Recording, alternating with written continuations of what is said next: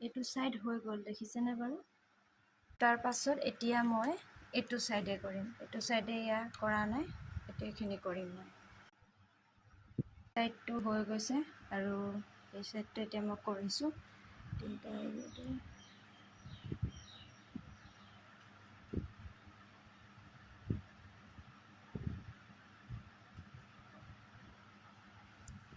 বেছি ডিজাইন দিয়া নাই মই সিম্পল কে কৰিছো বেছি ডিজাইন দি থাকিলে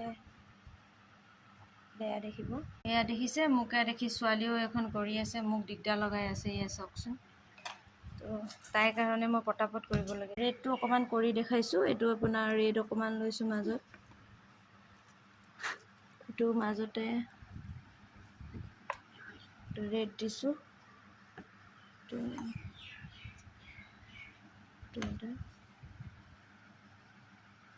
এনেকে